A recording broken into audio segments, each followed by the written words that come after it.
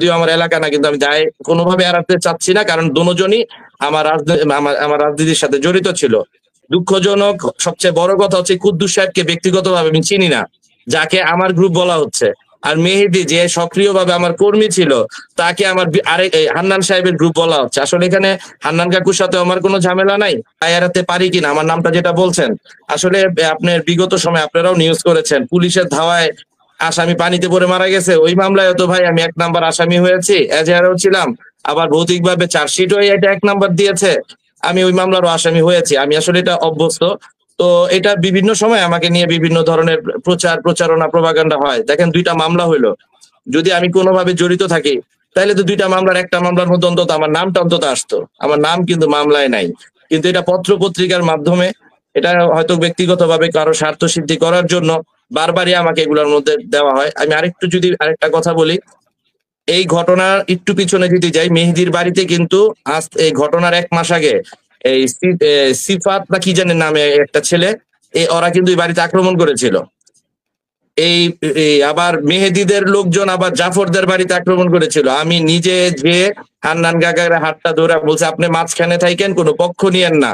মাঝখানে থাকলে গার্জিয়ান হইতে পারবেন, আর একটা পক্ষ নিলে কিন্তু আসামি হবেন। আমি এইভাবে সুন্দর করে বুঝায় দোনোজনের বাসায় নিয়ে সবার সাথে সবাই আমি মিলানোর চেষ্টা করেছি। কিন্তু আসলে এটা খুব দুর্ভাগ্যজনক সত্য হলেও সত্য যে 2টা জীবন কিন্তু এর মাঝখানে চলে গেছে। তবে আমি আমার চেষ্টার কোনো ত্রুটি রাখি নাই, যদিও আমার এলাকা না, কিন্তু আমি দায় কোনোভাবে এড়াতে চাচ্ছি না, কারণ দোনোজনই আমার রাজনীতির সাথে জড়িত ছিল। দুঃখজনক সবচেয়ে বড় কথা হচ্ছে কুদ্দুস সাহেবকে ব্যক্তিগতভাবে আমি চিনি না, যাকে আমার গ্রুপ বলা হচ্ছে।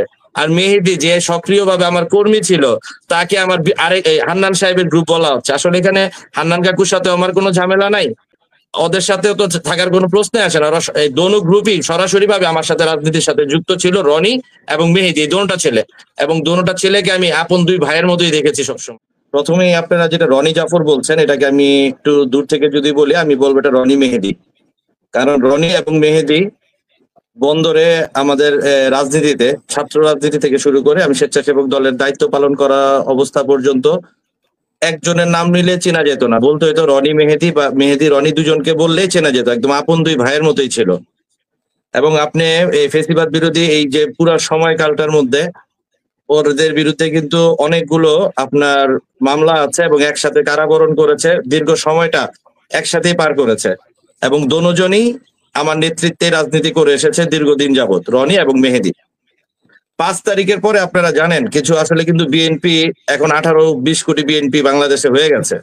এর ধারাবাহিকতায় কারো ভাই, কারো চাচা, কারো মামা, সবাই এখন তো বিএনপি করে। তো জাফর এই ছেলেটাকে আমি আসলে আগে চিনতাম না, আমি ওকে চিনছি এই 5 তারিখের পরে।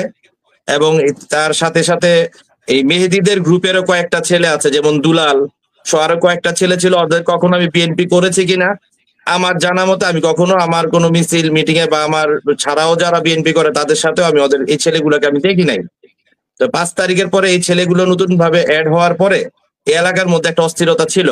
আপনি আমাদের সদ্য বিদায়ী যে আপনার ওসি সাহেব তরিকুল সাহেব বন্দর থানার, তিনি যাওয়ার 2 দিন আগ পর্যন্ত আমি কন্টিনিউয়াসলি বলে গেছি এই দোনো গ্রুপের থেকে 2-3 জন করে অ্যারেস্ট করেন, নাইলে এখানে কিন্তু লাশ পড়বে। আমি একদম স্ট্রেট হইতে এইভাবে বলছি, কারণ এখানে যে একটা অবস্থা হয়ে গিয়েছিল সার্বক্ষণিক দোনো পক্ষই, এখানে আরো অনেক, এটা ইতিহাস 1996 সাল থেকে বললে আপনার ওই যে এখানে আশরাফুল মার্ডার হয়েছে, ঠিক যেই জায়গায় কুদ্দুস সাহেবকে হত্যা করা হয়েছে, ঠিক একই জায়গায় আরেকজন আশরাফুল নামে 98 সালে একই জায়গায় মেরে 2 টুকরো করে রাখা হয়েছিল।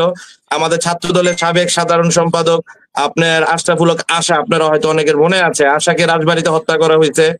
2023 সালে আপনার মিরাজ হত্যা হয়েছে। তারপরে এখন আপনার আরো 2টা লাশ পড়লো এখানে। এই অঞ্চলটার মধ্যে লাশের রাজনীতিটা কিন্তু আমি রাজনীতিতে আসারও অনেক আগ থেকেই এই অঞ্চলটা এরকমই চলতেছে এইভাবে। তো এখানে আসলে সামাজিক অবক্ষয় আমাদের এখানে এখানে কিন্তু এই যে হত্যাকাণ্ডগুলোর পিছনে কোনো রাজনীতি নাই, এখানে হচ্ছে এলাকার মধ্যে প্রভাব বিস্তারকে ঘিরেই আপনার এই ধরনের ঘটনাগুলো একের পর এক ঘটে।